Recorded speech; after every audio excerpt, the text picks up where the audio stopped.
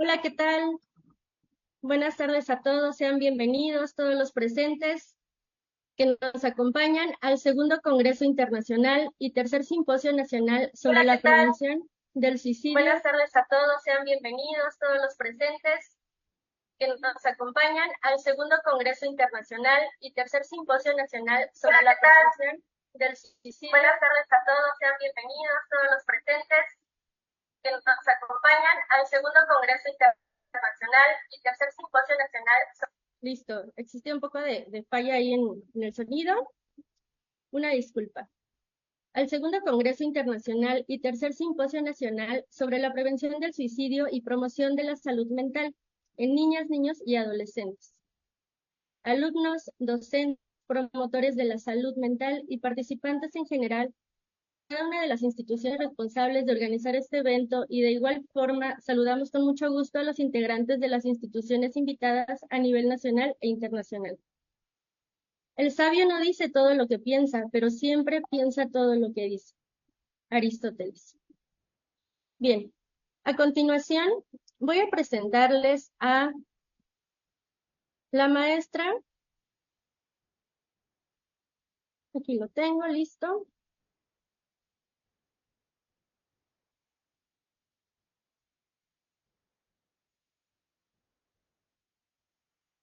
Tengo un poco de problema aquí con mi dispositivo.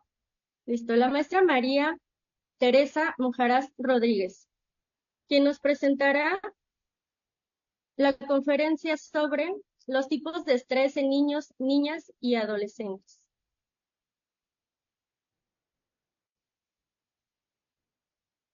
El espacio es suyo. Muchísimas gracias. Bueno, hubo algunos inconvenientes, ¿no? Estábamos contemplados para una hora. Desgraciadamente yo tengo una actividad, entonces haremos la presentación más breve, ¿ok? Entonces, bueno, pues voy a compartir la presentación. Listo, ya se ve, ¿verdad? Ok. Bueno, en primer momento tenemos nosotros que saber qué es el estrés, ¿no? Y aquí nos remontamos a la biología, autores como Cano justo nos hablaban, ¿no? De que era como esta pérdida de la homeostasis, hablaban de que era una sobrecarga. Posteriormente vienen autores como Seil, ¿no? Y bueno, él nos menciona que es un estado del organismo abierto, ¿no? Es decir, que es la pérdida de la homeostasis, pero que también van a influir algunos estímulos del exterior, ¿no? No es, digamos, un estado solamente interno, sino que también influye el exterior. Entonces, bueno, ahí, este, posteriormente vienen ¿no? como otros estudiosos, ¿no? Que se siguen preguntando. ¿Es solo un estado del organismo? ¿Es únicamente la pérdida de la homeostasis? ¿Qué es el estrés? Entonces empieza a ver como esta división. Estrés como estímulo y estrés como respuesta. Estrés como estímulo se refiere como a justo aquella situación o aquel estímulo que va a ser una amenaza para el individuo. Y el estrés como respuesta van a ser como todas estas conductas, ¿no? Pensamientos y emociones que tiene el individuo ante esta situación estresante, ¿ok? Viene también otra categorización que es el eustrés y el distrés. El eustrés se refiere como a este estrés normal, ¿no? Digamos, cuando nos enfrentamos a un examen o, por ejemplo, ahorita, ¿no? Que hubo dificultades técnicas, es normal que sintamos este estrés, ¿no?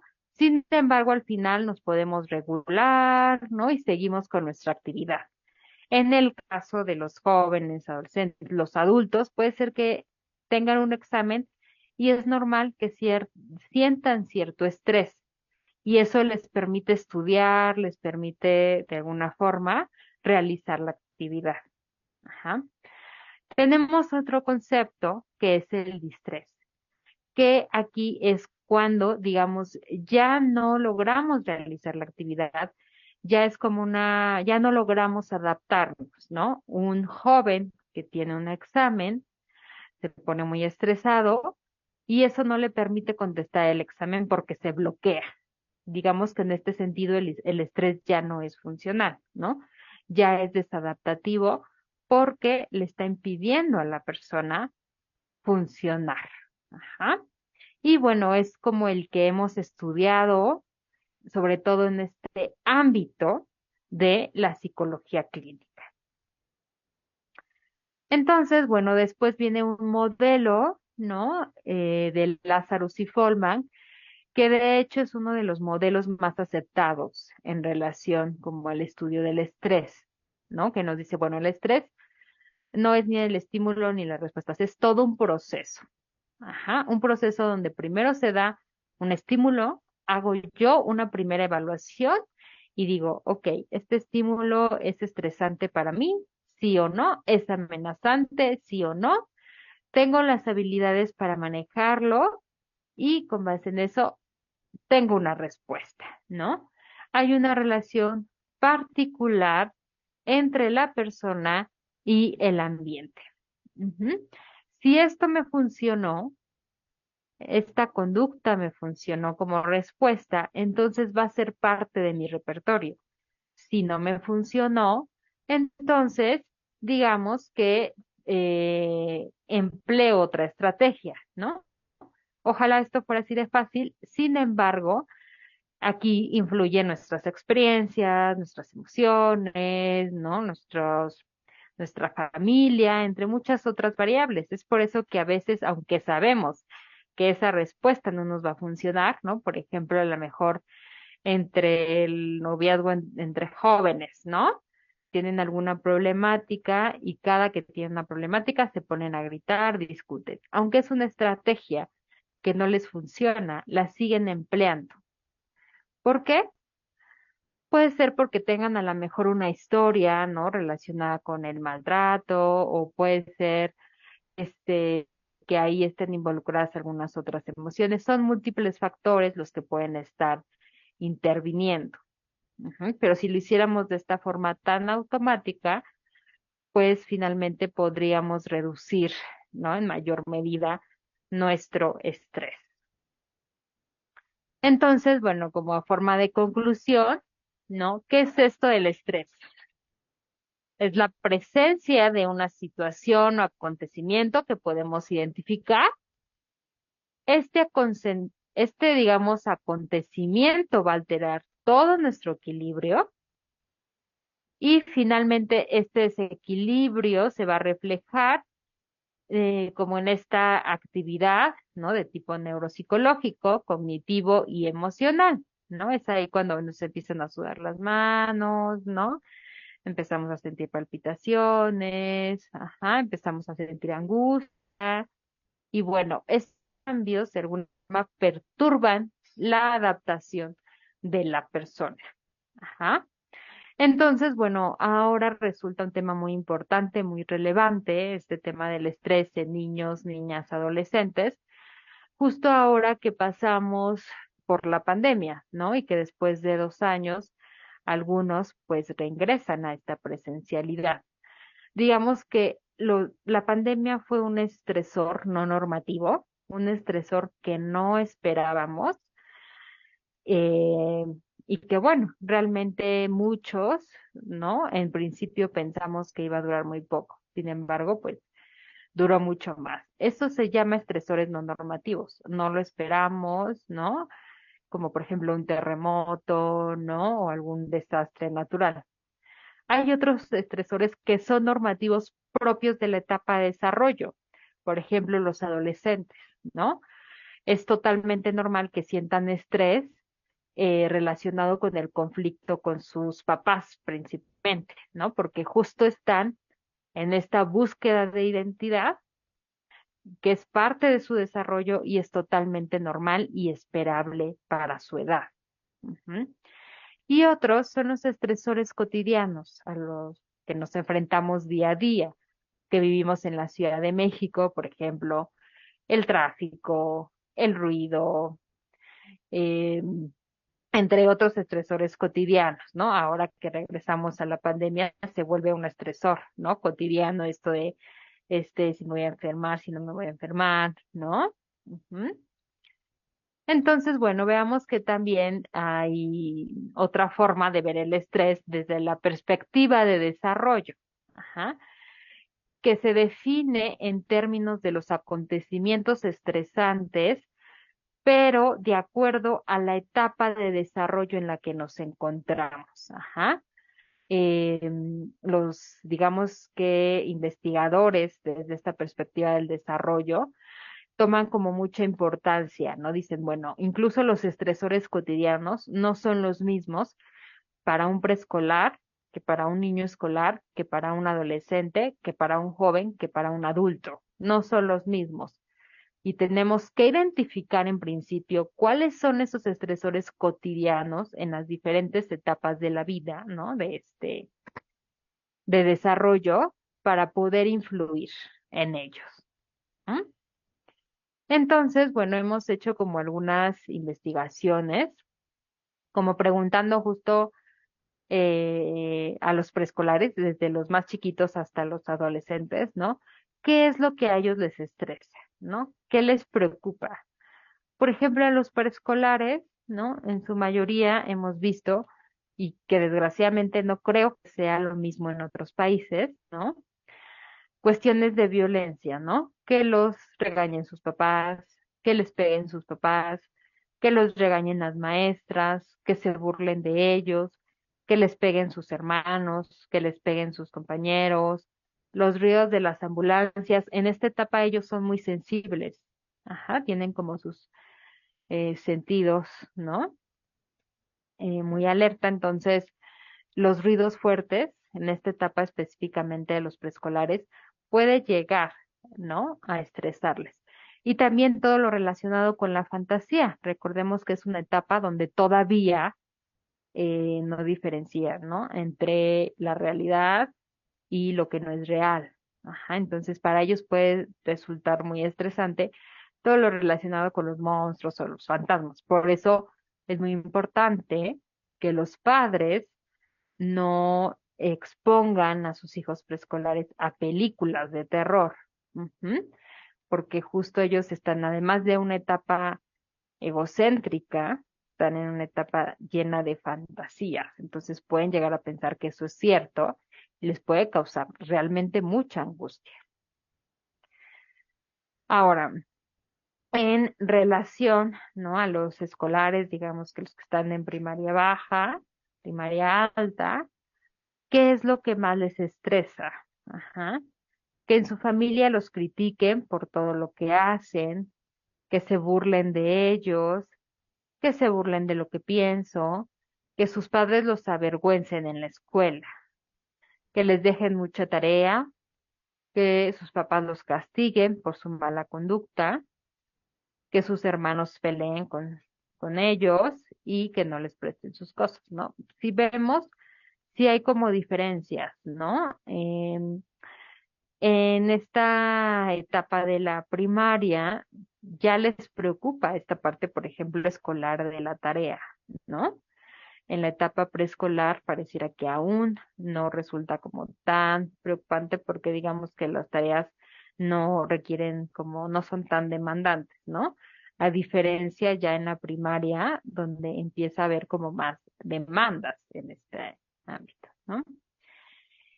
Y bueno, también hicimos un estudio, ¿no? Justo en esta etapa de la pandemia, durante la pandemia, le preguntamos a los padres, ¿no? ¿Qué observaban ellos en sus hijos? ¿Qué era lo que más les preocupaba a los niños preescolares? Ellos nos dijeron, pues, que se enfermen sus abuelitos, ¿no? Incluso que pues también se lleguen a enfermar ellos o a morir, no poder salir a jugar, no poder salir a los lugares, Algunos decían, pues no, no sé, ¿no? Algunos padres tenían desconocimiento de que sus hijos algo les causara estrés en esta etapa donde son tan pequeños. Sin embargo, hemos visto que en esta etapa sí llegan a estresarse por algunas situaciones. Ajá. El no ver a su abuelita, ¿no? El no poder estar con sus amigos, no poder regresar a la escuela.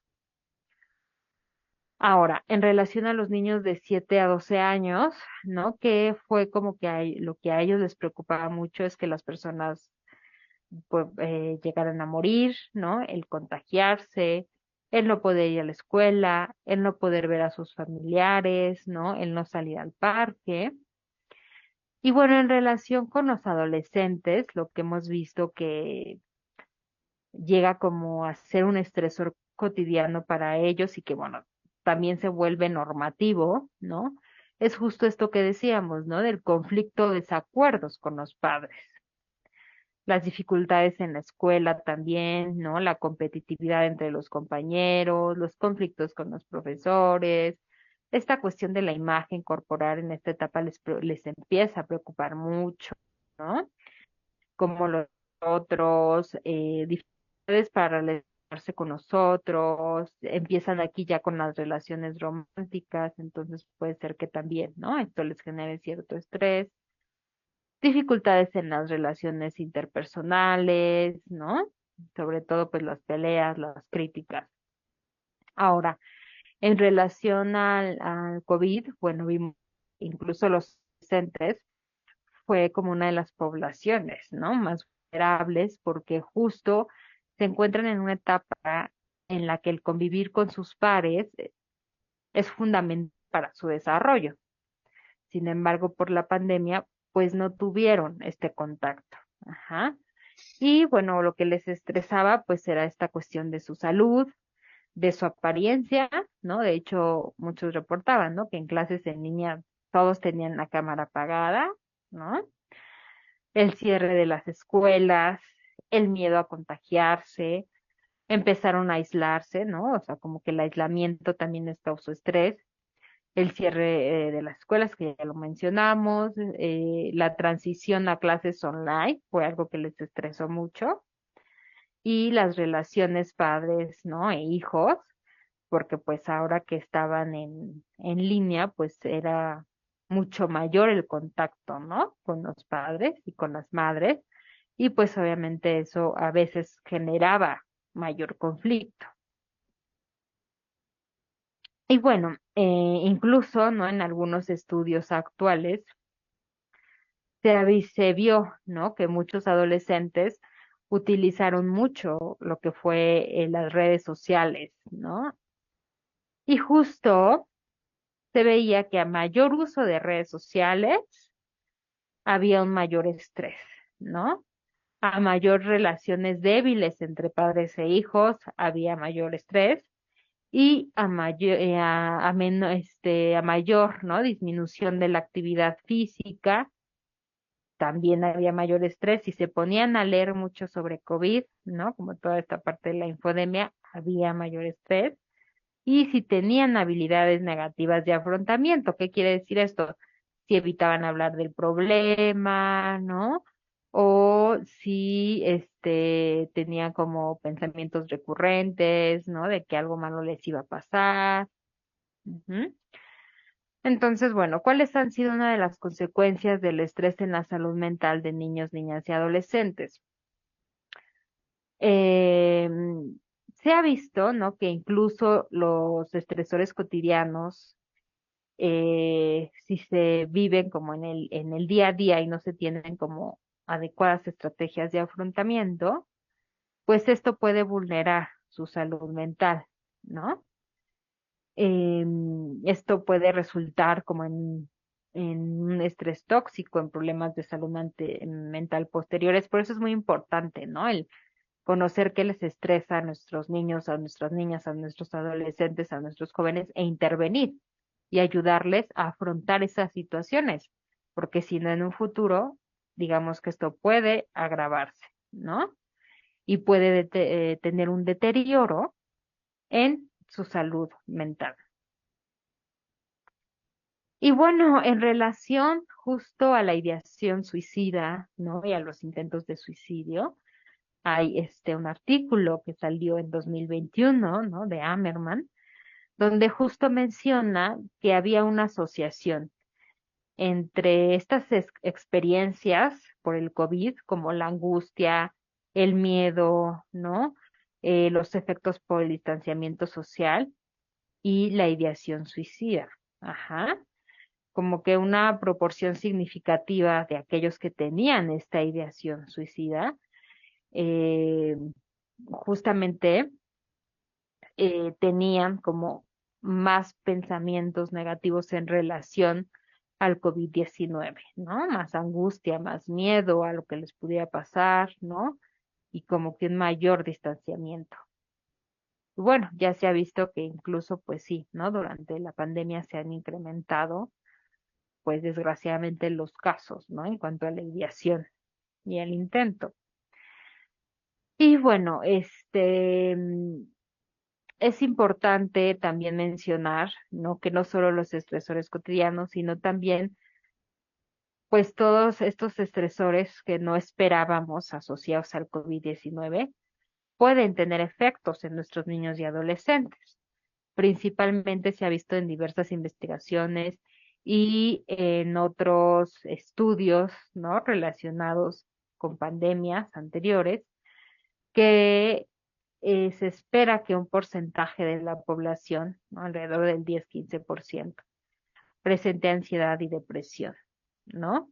Miedo a a la infección, frustración, este, entre otras, ¿no? Entonces, por eso es muy importante ahora que está el regreso a clases, como estar muy atentos a nuestros estudiantes, ¿no? Si en algún momento yo veo que un estudiante se aísla, que no habla, que todo el tiempo a lo mejor tiene la cara agachada, ¿no? Que y reporta a lo mejor en algunas otras áreas, ¿no? Problemas familiares, no se concentra, va reprobando, entonces algo está pasando, ¿no? Entonces es muy importante atender a esto porque puede ser, digo, que un porcentaje de nuestra población llegue a presentar ansiedad y depresión o incluso pues estrés postraumático.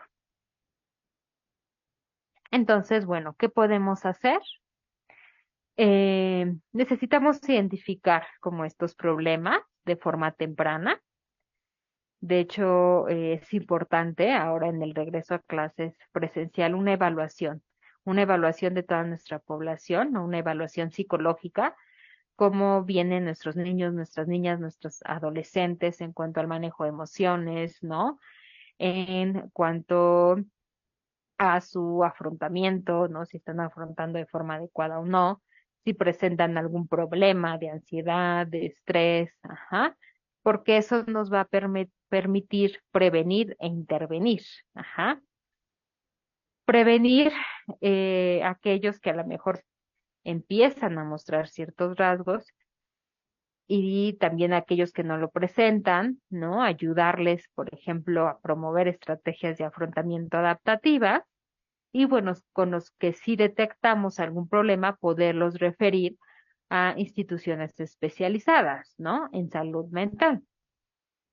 Em, es muy importante como este enfoque preventivo, a veces desgraciadamente nos enfocamos más ya en la intervención, ¿no? Ya está el problema, ya intervenimos, pero podemos también prevenir.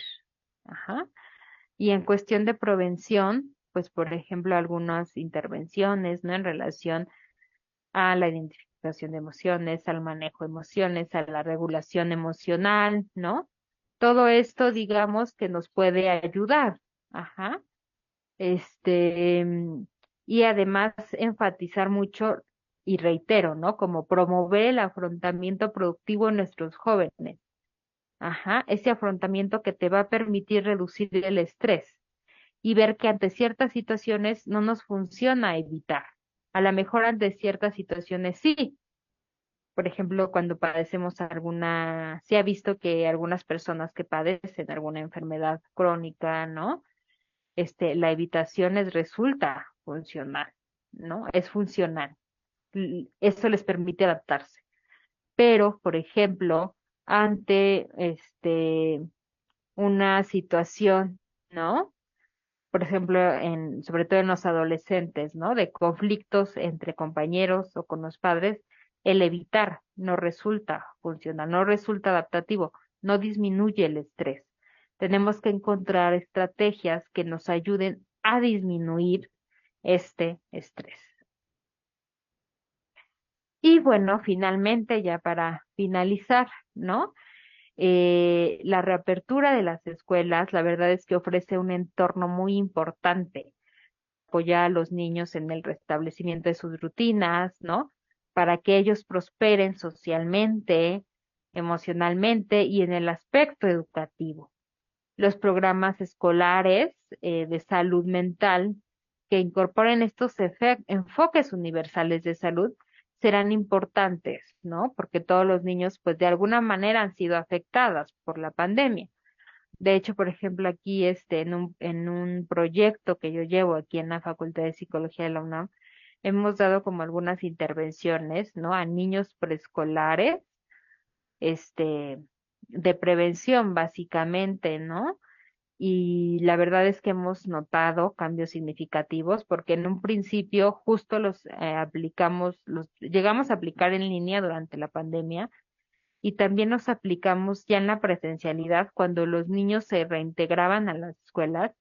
Y la verdad es que en principio vimos muchos problemas de atención, o sea, los niños no atendían a las indicaciones, les era muy difícil concentrarse.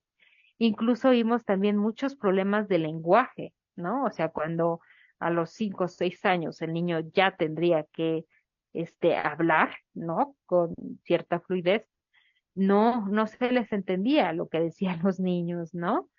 También vimos como algunos retrasos en relación a identificar sus emociones, ¿no? Esto lo vimos en un inicio y la verdad es que al final, cuando nosotros evaluamos justo los avances, afortunadamente, vimos avances no solo en lo emocional, que los niños ya te decían, no, eso me estresa, eso, ¿qué es lo que puedo hacer cuando algo me estresa? Sino que también, incluso académicamente, también se hubo como una mejoría en cuestión de lenguaje, en cuestión de atención, en cuestión de concentración. Ujú. Por eso es muy importante que empezar como a diseñar estos, pues estos talleres, ¿no? O estas intervenciones también a nivel preventivo. Eh, es muy importante el papel de los psicólogos, ¿no?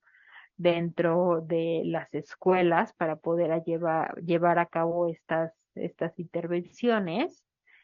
Y bueno, también es muy importante que cuando se detecte, ¿no? Algún caso, el poder hacer esta referencia a especialistas, ¿no? Eh, Sabemos que el psicólogo, pues, que atiende, que da terapia, pues tiene que tener cierta especialización, ¿no? Ya sea un grado de maestría, ¿no? Una especialidad o doctorado. Ajá, ¿no? Entonces, o a diversas instituciones podemos canalizar, ¿no? Desgraciadamente, ahora que fue lo de la pandemia, también hemos visto un incremento en cuestión de autolesiones, ¿no? Y de ideación suicida, especialmente en los adolescentes. Ajá. Y en ese caso también es importante referir, ¿no? Como a las instituciones especializadas, incluso también que los profesores, ¿no? Como capacitar a los profesores para saber qué hacer en este primer contacto, ¿no? O en esta contención emocional de primer contacto. O sea, ¿qué hago yo cuando mi alumno me dice, no, es que me quiero morir? Ajá. Más que decirle, no, no, es que eso no está bien, ¿cómo crees? No, ve al psicólogo. Ajá. Nosotros tenemos que tener esta como apertura, ¿no? Es decir, este, ¿desde cuándo sientes eso? ¿En qué te puedo apoyar? ¿No? Y como hacer acciones muy concretas, ¿no? Para poder derivar al joven. Ajá, no es nada recomendable que nosotros empecemos a dar consejos como profesores, ¿no? O que empecemos incluso a señalarlo por tener esos pensamientos, ¿no? Por tener esos sentimientos, sino más bien también hay que validar la emoción de por qué está sintiendo eso, ¿no? Entonces, bueno, para abrir como un espacio, ¿no? A las preguntas, lo voy a dejar hasta aquí. Estas son como algunas de las referencias donde ustedes pueden como profundizar más en lo que es el estrés, ¿no? El estrés cotidiano, el estrés normativo, en las diferentes etapas este, de la vida, ¿no? Ya sea en la primera infancia, en esta etapa ya como tal, ¿no? Más escolar y en la adolescencia, en la juventud. ¿M? Bueno, entonces, por mi parte es todo y bueno, no sé si hay alguna pregunta. Y bueno, este es mi correo por si alguien tiene alguna duda, algún comentario, ¿no? acerefm@comunidad.unam.mx.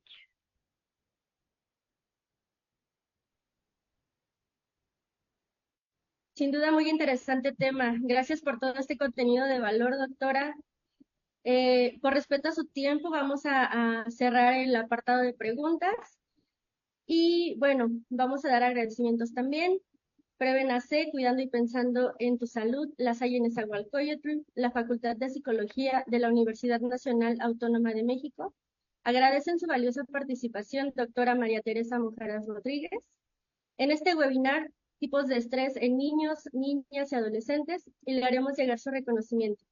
Agradecemos también la participación de todos a este evento y tomaremos un breve receso para dar continuidad a nuestro programa. Muchas gracias y excelente tarde. Gracias, hasta luego.